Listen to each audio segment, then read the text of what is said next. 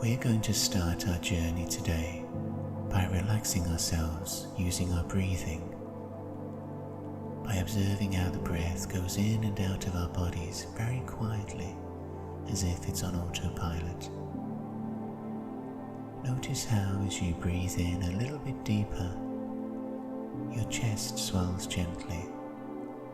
As the breath curls around inside you, it feels like it circles very softly inside your rib cage and then moves up and out again.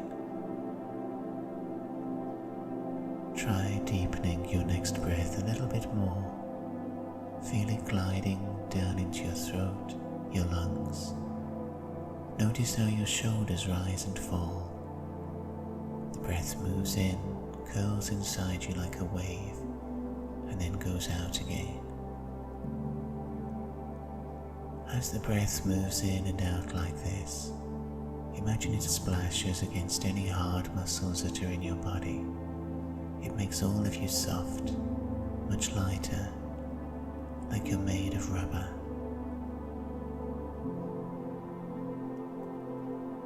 As you breathe in, notice whether your shoulders are a little bit tight, if the muscles are locked up there. What about at the top of your neck, where you support the skull? Feel down the vertebrae of your spine if your back is being held in an uncomfortable position.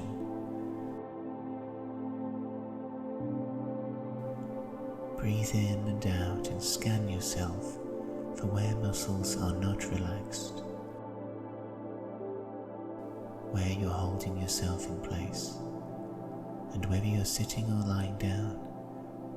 Try and let all your muscles surrender, giving up to gravity, so all you're having to do is breathe in and out, with no effort expended on anything else.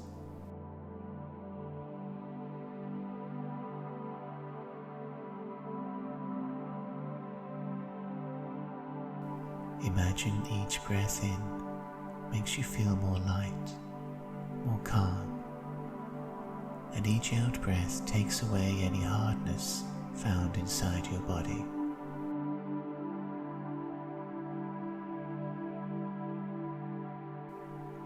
The only place where there is any movement, except for that very quiet in and out motion in your chest, is up there in your head, between your eyes.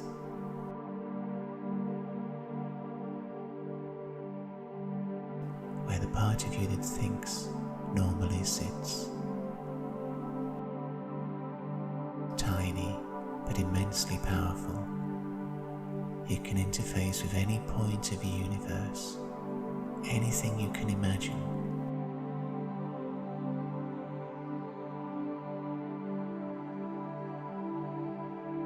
It's so light it can be picked up now on your breaths as they move in and out. Like a golden speck of dust, moving through shafts of sunlight, golden, and then circling on.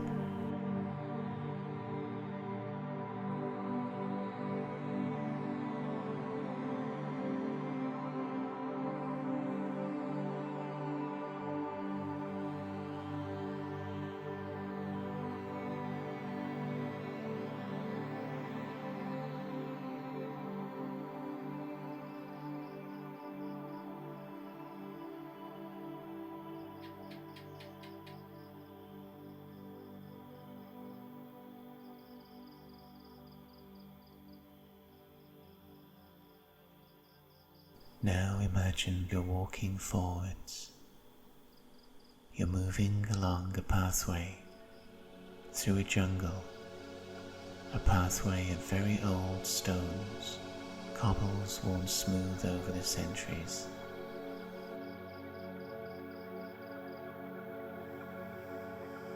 This path is a meter or so wide enough to keep the greenery at bay. You have a few meters of open sky overhead.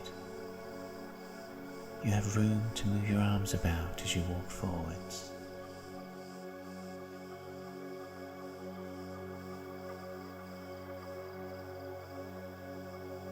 You don't know how you came to be on this pathway, but the stones feel natural under your bare feet. It's as if their smoothness is something you've been part of, you've felt before, over and over during the years. The air around you is warm, humid. From the jungle to either side, you can hear bird calls, the furious throbbing of insects. And over the trees, vines are strung. Exotic flowers thrust themselves up to find the light. You know if you stepped off this pathway, in no time you'd be tangled in all that greenery. You'd struggle to get very far. For a few moments, enjoy the simplicity of stepping forwards, your bare feet on these warm, smooth, moist stones.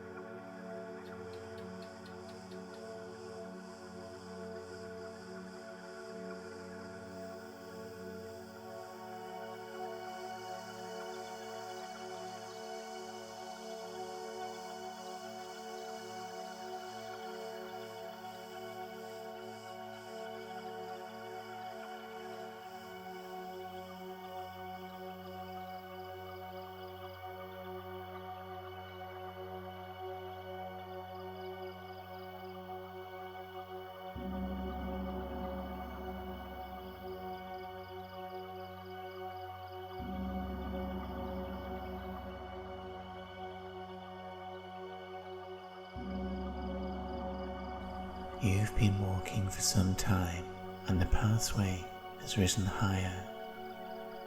This old road that you're following is now a terrace, moving in the sky. To one side of you, the jungle is spread out as far as you can see, tips of dark green trees rising through the mist, trailing vines. Those treetops, that canopy is level with your hips. Open sky, white and misty, and the jungle below.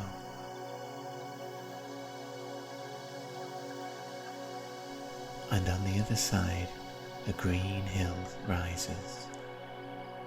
Its sides go up at 45 degrees. A riot of trees, flowers and vines. And you walk between these two, open sky and hill, along this pathway of shining, smooth stones. And here you feel free. If you turn your head back, you can sense where the path is stretching away. Facing forwards, ahead of you, another corner awaits. Perhaps this terrace in the sky forms a square.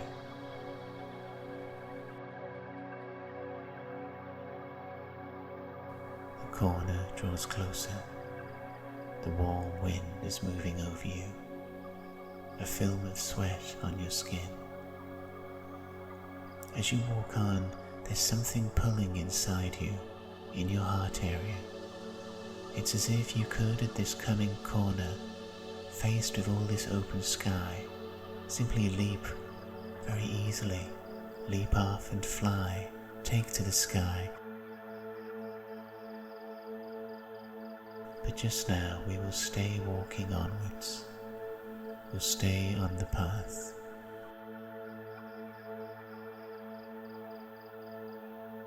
Feel that desire to fly.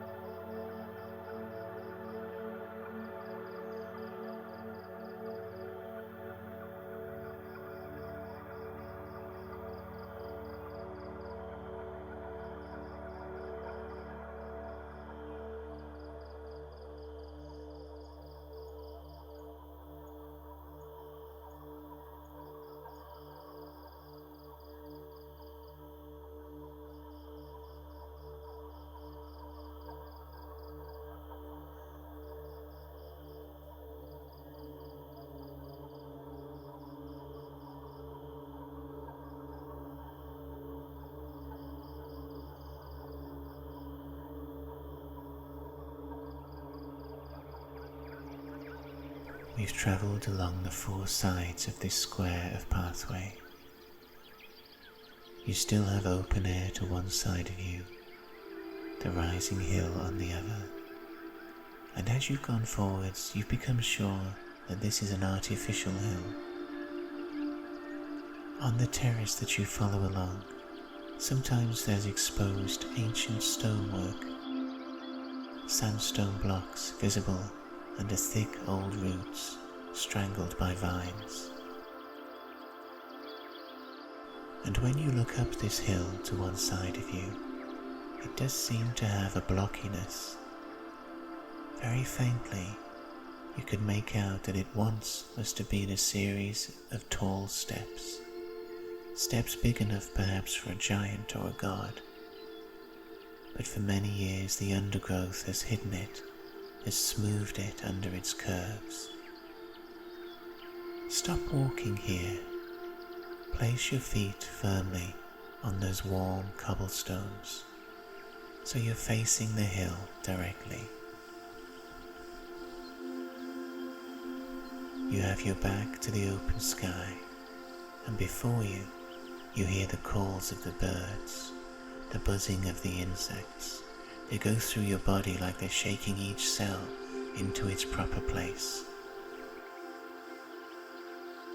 You can feel through the soles of your feet, from the moist stones between your firmly planted legs, the heat beginning to rise upwards, a warmth that circles up, that finds the top of your legs. Do you remember how heat feels when it passes into us from the sun, or what you're feeling from below is like that? A sun shining upwards, shining between your legs.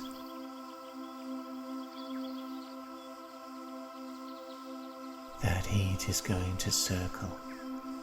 It will settle just where your hips are, a warmth moving through that whole pelvic area. You may feel your body prickle slightly, the faintest sense of sweat wanting to form within your skin.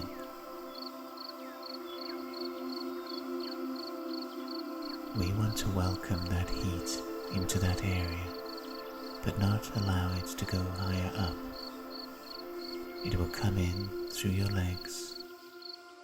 Then imagine you have a firm barrier in place at the top of the hip area, like a stone trapdoor above a warm, feisty spring.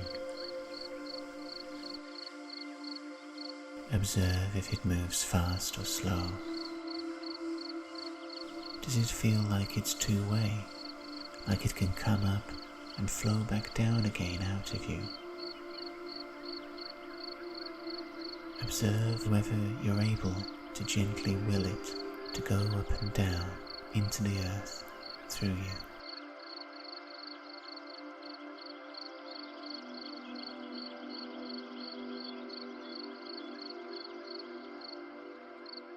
There's a flutter of wings, a commotion in the air. You feel feathers under your fingertips. You see them, they're white and brown, much longer than the feathers we're normally used to. And before you is the face of a great eagle sideways on, a shining eye taking you in, its beak thrusting out and the wind ruffling through its feathers. You've straddled its back and it's taking you upwards, lifting. As you grip onto those feathers, you feel the immense power in the muscles hoisting you up. Muscles creating more force than gravity can combat. Now that hill is a little way below us, moving by, circling past us. There is the path we've been following in a square around it. Its shiny stones. It is a pyramid, we can see now. An old pyramid covered in trees, reclaimed by the jungle. On its top there are a few dead trees rising up, bleached, stark, perhaps struck by lightning.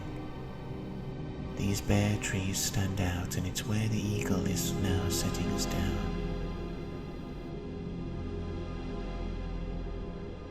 It settles between those trunks, where a nest is 1 meter wide, a nest made of branches and boughs.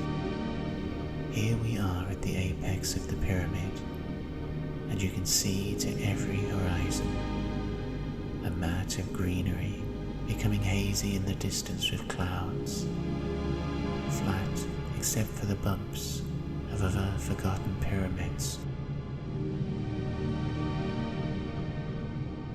The nest itself is empty. As you sway in it standing on the wood, there are pieces of eggshell nearby. And these pieces of shell are so large you could fit inside them if the egg was put back together. They seem to form a jigsaw puzzle of several large pieces. And this shell is one that you broke out of at some point in the past, at some archetypal level only dimly felt in dreams and visions now. A time where your creativity, your passion, took solid form, broke through the shell, and surged off into the world to connect. Creativity is what moves us, what takes us out of ourselves, in our art, our work, our intimacy, and our routines. The eagle nudges you firmly with its beak, indicating you should go to the bits of shell and examine them. So step forwards, let your feet find places to stand on these twigs, and go towards the first piece of shell that draws you. Take hold of that shell, grip it between your thumb and your fingers. Feel its weight, sense intuitively what creative drive in you it represents. Does it feel heavy, or is it lightweight? Is it strong, or does it seem brittle? You may find the color is an indicator. What creative passion does this fragment represent? Once you know what it symbolizes, scan in yourself how you feel about the direction that creativity took you. Is it finished or still underway? And are you happy with the products that came out of this direction?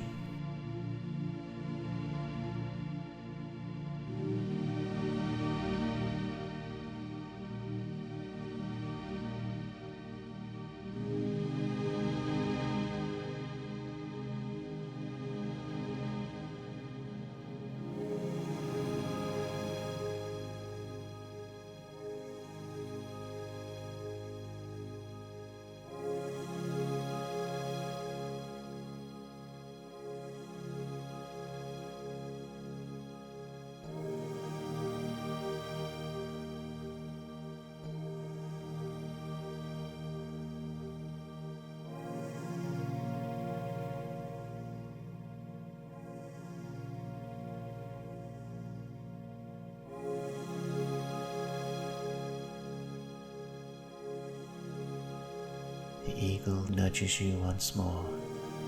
Let that piece of shell go, and now step over to another large piece that draws you. Your feet will shift and crackle on the twigs in the nest, but find your footing. Go over to that piece of shell, and again take it up. Judge from its shape, from its weight. Go by its color and how it feels to you intuitively. Once again, identify the creative passion it represents, and think about how that played out in your life.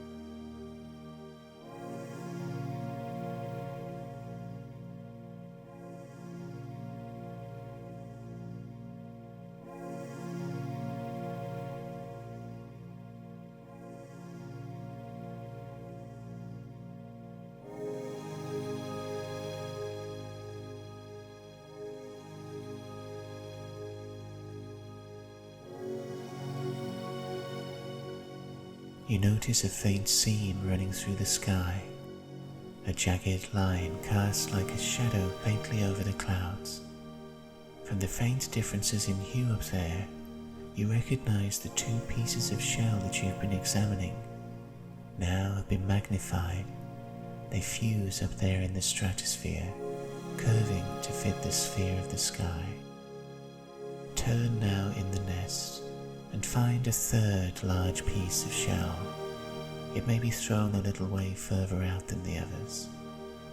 Go over to it, find a secure footing, hold it, smell it. You might want to lick and taste it, but work out again what passion this is from earlier in your life. Assess now where it took you and how you feel about that.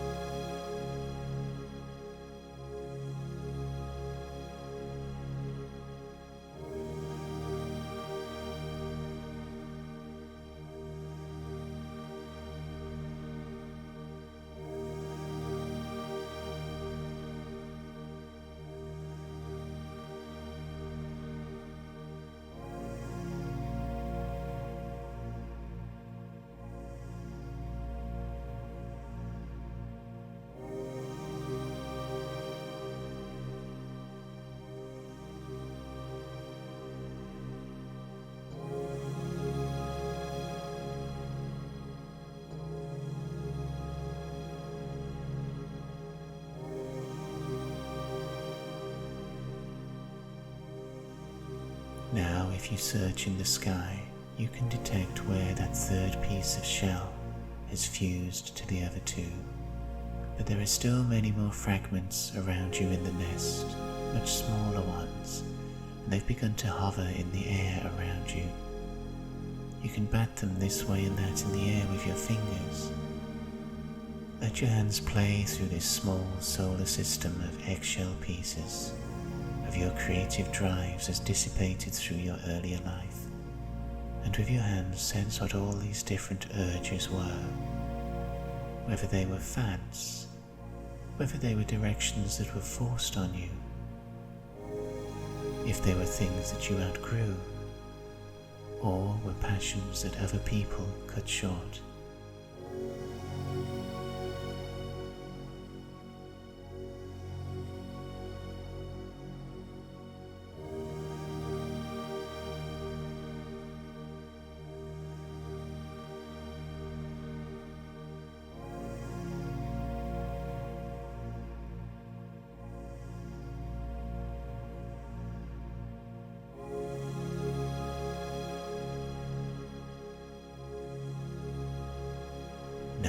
Those floating fragments also have fused up there in the sky.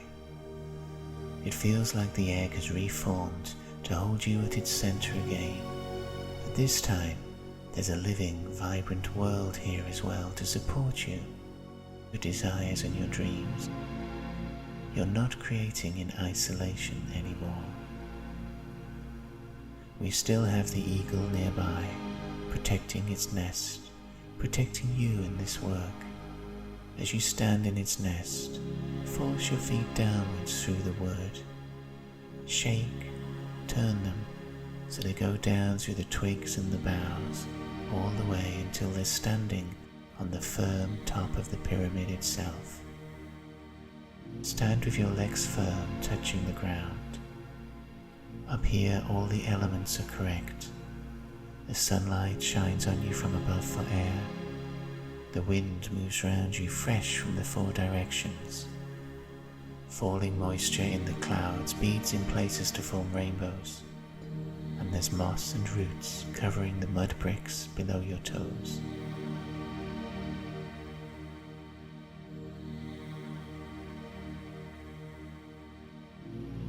bring up your arms so they're outstretched. They form an X shape with your body. Feel again that energy heat circling up from the ground in the area of your hips. Face each part of the sky, the eggshell, the passion that's remembered, and funnel down from that sky the wisdom from those passions in your life. All that's good to take from them, all that worked out well, all that you'd want to do again. Funnel it down to your head as if your arms are a satellite dish and your head is the antenna. Fill up from one piece of eggshell and then turn yourself facing the next and draw down again all that's good from there. Carry on until you've done a full circle. You've downloaded everything you need to. You've sealed it back inside this world.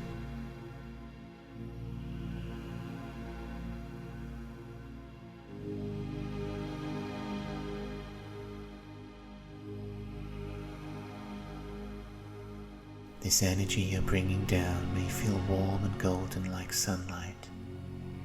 It can easily pass through the barrier you have in place that keeps the heat from below in your hips. Let the golden warm light, the creative energy, flow down through that barrier so it can merge with the lower heat and stay down there.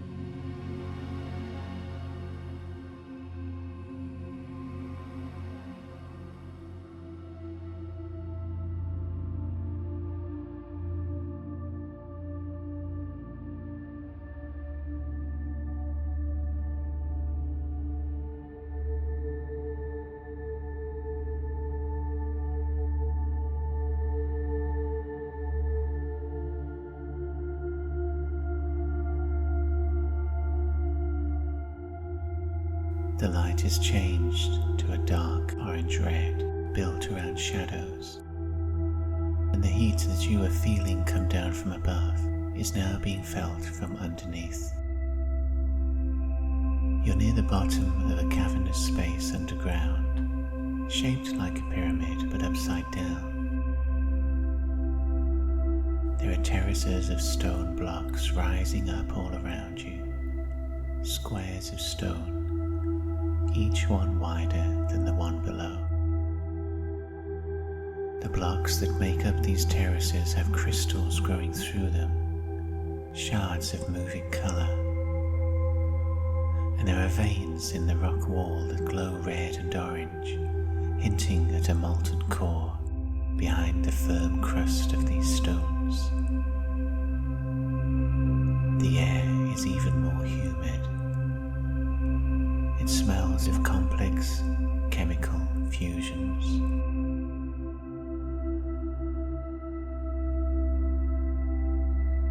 Further up, faint clouds are wisps of orange, and all around this space, on the distant walls and the terraces, is a shimmering of light. Energies move through the crystal shards, the same way that clouds move over the sky. And high above those shadowy clouds, it wouldn't be surprising to see the golden scales, the capering legs of a flying dragon. Stand a few moments, absorbing all that's going on, deep down here in the earth.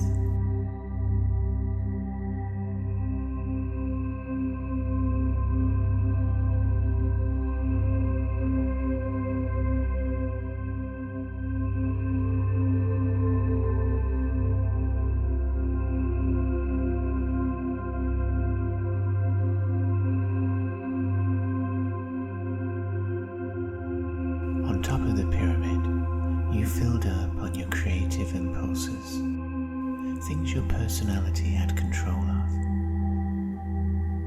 But down here in the earth, there are raw passions that aren't controlled by you. Some are appropriate to your character, your ability, and your intelligence, but some are greater than you and would overload you if you took them in. There are glowing rivers of liquid light tumbling down the stone blocks past you. In that flow, jewels are rolling, catching the light. You smell rich spices. And down at the base of this inverted pyramid, what would be the capstone is a pool of shimmering jewels and light, shooting out every colour you can imagine. There's a wide stone terrace around this pool, the smallest of the stone squares, and in that pool the gems, the light, send shadows upwards over the stone terraces. You are 3 terraces above this pool. There are stone stairways leading from one terrace down to the next. Underfoot, discarded gems and gold leaf gather like dust in the corners. The stairways go down at different points to each other. So to find that first stairway down, remember the circling heat you drew up through your feet. Remember that boundary stopper we've placed above it. In this first of the 3 terraces, we're going to summon a passion from your life that wasn't good for you. Think about something you've always been uncomfortable about wanting.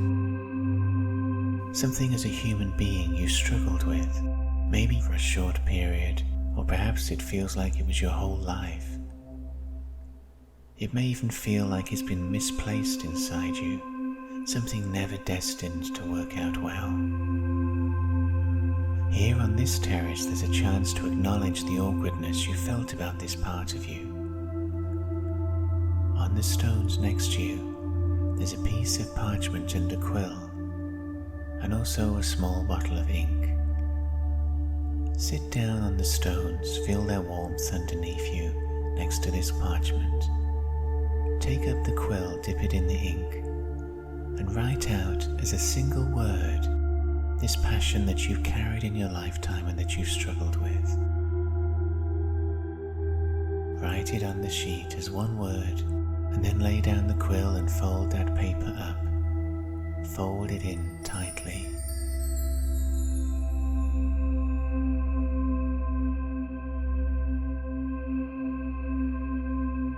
Now you're standing again. You have that little piece of folded parchment in one hand, and before you the steps have appeared down to the second terrace. It's lit even more strongly by the jeweled light below from the pool. And this terrace is crowded with tall crystal shards, as tall as you are. To find your way along this terrace, you have to step between these crystals. And as you draw near, the light in those crystal shard surfaces will illuminate many possible futures for you. As you approach, look at, and touch these crystals, they will seek to seduce you with the scenes they're showing, lit from within. The first one might show you being very rich. It's quite clear what you're doing, what you're wearing, how you're acting. Observe this scene of a wealthy you. In another crystal, you might be shown completely alone, independent, supporting yourself, following your own agenda. Do you like what it's showing? Another crystal will show you when you were younger, when you were freer. It may suggest second tries at things in life. As you walk along these crystals, searching for that next stairway down, which of them pulled you the most? Which desire is strongest? Which reality out of all of these being shown here really is the most important to you? Now we've found that stairway down, we can leave leave this level of beguiling crystal transmitters and go down to the final terrace flanking the pool of glowing gems and light. The jewels in there to one side of you are half molten, half alive, a surface that heats itself up into eddies of colour that pops and bubbles with glowing drops. This close, you feel the heat of the pool. It bathes you in golden light, gold formed when all colours merge. Above us, on all sides, the great inverted pyramid of this cavernous space rises up, dark except for where the shards shimmer, where the falling trickles of liquid jewels come down. As you walk around this lowest square of stone, flanking the pool, you'll watch the gems merge and form, move from liquid into solids, light and colour pulsing, washing over the stone blocks to run straight back inside. In that pool are the raw urges of creation. They'll take the form of gems that in some people will glitter and uplift them, and in other people will grow dull and useless. At the centre of this small pool there's a stone throne, a dark seat. There's a bridge of flagstones leading over to it. Go over those flagstones now. Let your weight fall onto the throne. You'll feel it's cool, surprisingly. Around you, the pool of light plays, its jewels forming and being dissolved again, a kaleidoscope of colour.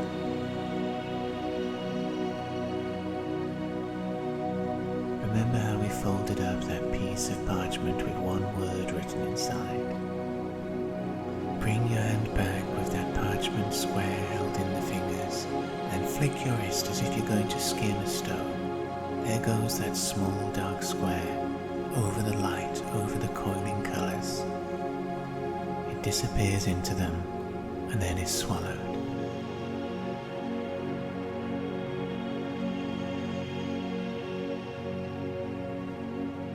Down here you can welcome a new passion into your life, but you must choose very wisely. Everything is raw down here, and while real opportunities are offered, you should carefully weigh up what you really want to fire up in your life at this point. Think about what you're lacking in creative terms, in your passion for life.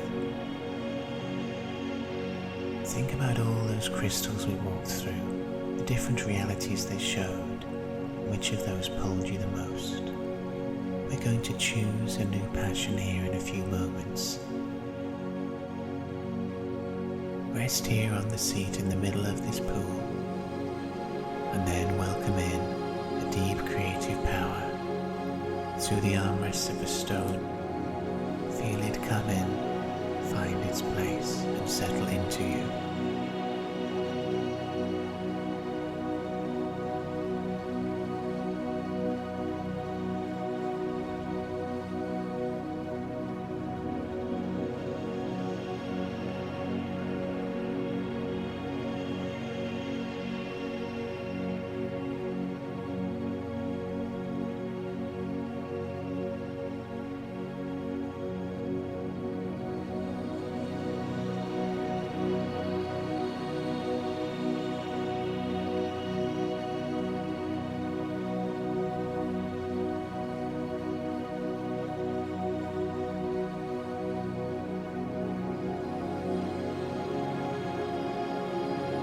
Let's now begin our journey to take this magic, this passion, back to our waiting lives.